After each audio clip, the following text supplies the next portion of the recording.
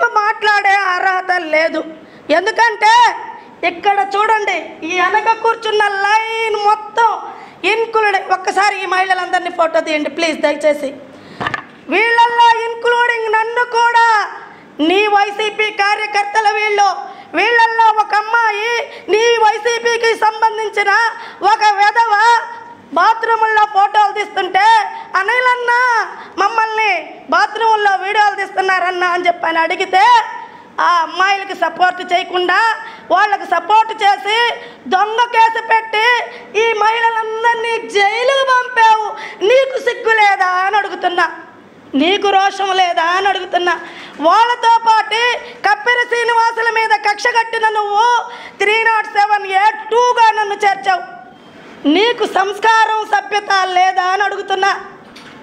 ప్రతి ఒక్కళ్ళు గమనించాలి, ఈయన చేసిన పనులు పీడీ యాక్ట్ పెట్టేదానికి మా ఆయన మీద ప్రయత్నించావు. నువ్వు ఒక మనిషివా అని అడుగుతున్నా.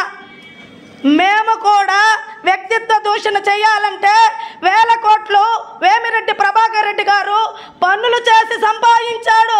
నీకు 1000 కోట్లు ఏ విధంగా వచ్చాయి, మీ నాన్నకు ఏ విధంగా వచ్చాయి? ఈ మధ్య చెప్తున్నారు, పొదలకూరు రోడ్లో మీకు ఉన్నాయి కదా, అక్కడ మా ఆస్తులు నా పుట్టినూరు అని చెప్తున్నాం కదా. తమరి నాన్నగారు ఇంకో అది కూడా నేను చెప్పలేను, నీకు కూడా 2 అమ్మలంట అక్కడ పెట్టుకొని వడ్డెర కమ్యూనిటీకి సంబంధించిన వాళ్ళ ఆస్తులు దోచుకొని సంపాదించుకొని ఏ విధంగా రైలు పట్టాల మీద చనిపోయాడో నువ్వే చెప్పాలి. ఇకపోతే నెల్లూరులో ముగ్గురు మహనీయులు ఉన్నారు. వాళ్ళల్లో ఒక ప్రసన్న కుమార్ రెడ్డి కూడా ఉన్నాడు, నల్లపరెడ్డి వంశం అన్నావు. ఆనం వంశం నీకు గుర్తులేదా అని అడుగుతున్నా. తమరు వెన్నుపోటు పొడిచిన తీరు గుర్తులేదా అని అడుగుతున్నా. సొంత బాబాయి రూపకుమార్ యాదవ్ అని తొక్కేసింది గుర్తులేదా అని అడుగుతున్నా.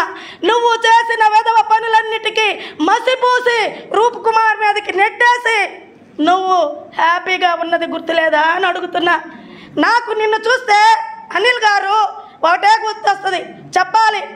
మన పాత పురాణాల్లో యుద్ధానికి వెళ్ళి ఒక రాజు భయపడి ఇంటికి వచ్చేస్తే పసుపు నీళ్ళు ఇచ్చిందంట వాళ్ళ ఆవిడ. సిగ్గుతో రోషంతో మళ్ళా తిరిగి వెళ్ళాడు యుద్ధ భూమికి. నీకు కూడా అది లేదు. నువ్వు కూడా సంవత్సరం తర్వాత యుద్ధ భూమి నుంచి పారిపోయినట్టు ఇక్కడ కార్యకర్తలను వదిలేసి చెన్నైకి పారిపోయి ఈ రోజు వచ్చి తగుదునమ్మా అని నీతులు చెప్తున్నావు. మీ ఇంట్లో నీ భార్య ఉంది, నీ తల్లి ఉంది, ప్రతి నాయకుడి ఇంట్లో ఉన్నారు.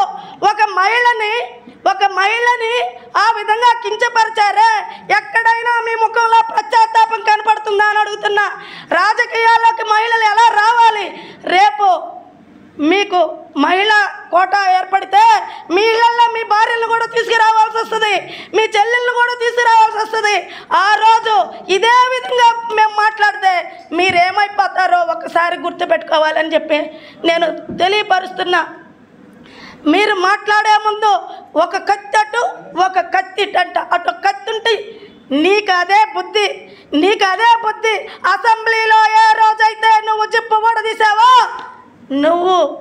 నిన్న అసలు మేము మగ పురుషుడుగానే లెక్కేసుకోవట్లా. మహిళలని చూడకుండా కొట్టించి దొంగ కేసులు పెట్టి జైలుకు పంపించావా, నిన్న అసలు మగోడుగానే భావించట్లా మేము. కాబట్టి నువ్వు ఎంత చించుకోనరిసినా, నువ్వు ఎలా చెప్పినా నువ్వు వేస్ట్, మళ్ళీ ఎగిరిపోతావు. నువ్వు ఇక్కడ ఉండే కార్యకర్తలు ఎవరు కానీ అతను నమ్మి మోసపోకూడదని చెప్పి నేను తెలియపరుస్తున్నా. ముఖ్యంగా మహిళలు మేము అడుగుతున్నాము, రాజకీయాల్లో రావాలంటే మన ఆస్తులు, మన మీద ఉండే కేసులు ఒక లెటర్ రాసి పెట్టి ఇచ్చినట్టు మా యొక్క పరిస్థితులు మా గురించి మేము రాయాలా అని చెప్పి క్యారెక్టర్ సర్టిఫికేట్ ఇవ్వాలా అని అడుగుతున్నా.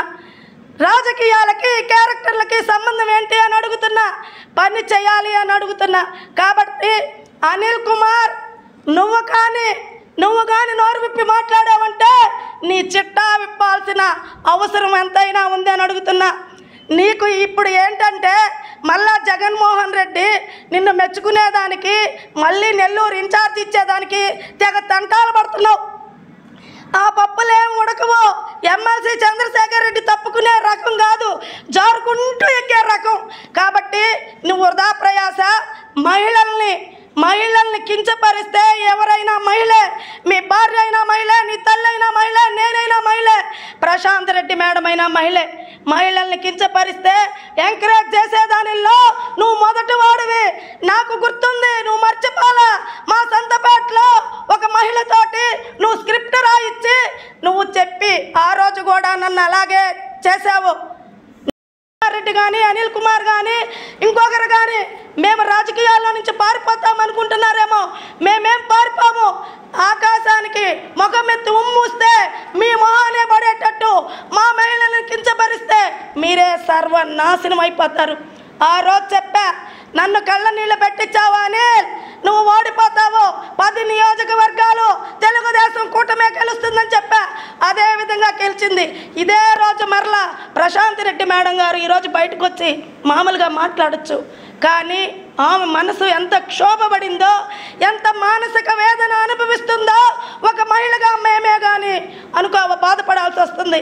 కాబట్టి ఆ మహిళ యొక్క కళ్ళ నీళ్ళు తగిలితే ఉసురు కొట్టి అన్నవాడు పోతాడు. మీరు పక్కనొచ్చి సపోర్ట్ చేసేవాళ్ళు కూడా నాశనం అయిపోతారని చెప్పి నేను చెప్తున్నాను. మీరు గమ్ముగా ఉండాలి. లేదంటే బెట్టింగ్లు ఎవరు చేశారో, సింగిల్ నెంబర్లు ఎవరు చేశారో, గ్రావెల్ ఎవరు తవ్వారో ఇంకా మీరే చెప్తున్నారు. పర్సనల్గా మేము మాట్లాడితే మీరు కూడా పర్సనల్గా మాట్లాడాలని, మేము కూడా అదే పర్సనల్గా మాట్లాడాల్సి వస్తుంది. మీరు అక్రమాల గురించి, దౌర్జన్యాల గురించి మాట్లాడే అర్హత లేదు. మా పొంగూరు నారాయణ గారి ఇంటి మీదకి రమా మేడం ఒక్కటే ఉన్నప్పుడు 60 మంది పోలీసులను పంపించిన దౌర్జన్యం మీరు మర్చిపోయారేమో, మేము మర్చిపోలేదు. ఇకపోతే పట్టాభిరామిరెడ్డి గారిని దాడి చేసినప్పుడు మొత్తం సీసీ ఫుటేజీలు కానీ, మీడియా కానీ ఎవరు దాడి చేశారా, ఎలా కొట్టారా, ఏ విధంగా తరుముకున్నారా అని ఉంది. మరి నిన్న ప్రసన్న కుమార్ రెడ్డి గారి ఇంటి మీద దాడి చేసినప్పుడు ఎవరు కొట్టారు, ఎవరు కారు తిప్పేశారు, ఎవరు లోపలికి వెళ్ళారు, ఎవరు పొగలగొట్టారు, సీసీ ఫుటేజీలు మనుషుల ఫేసులతోట మీరు కానీ పెట్టగలిగితే అప్పుడు వేమిరెడ్డి దంపతులు కానీ ఇది చేశారని రుజువు చేస్తే మేము మీకు చెప్పిన దానికి తల ఉంచుతాం. కేసులు పెట్టుకోండి, కేసులు చేయండి. తిట్టిన దానికి ఎలాగూ కేసు పెడతారు. మహిళా లోకమంతా ధ్వజమెత్తుద్దని కౌంటర్ కేసు కోసం ఆహా ఏమి ప్లాన్ చేశారు. కాబట్టి మీరందరూ కూడా, ప్రజలందరూ కూడా తెలుసుకోవాలి. సభ్య సమాజం తల ఉంచుకునే విధంగా ప్రవర్తిస్తున్నారు. మా అధినాయకుడు చంద్రబాబు నాయుడు గారు ఇప్పుడు కూడా ఓర్పు ఓర్పు అంటున్నారు.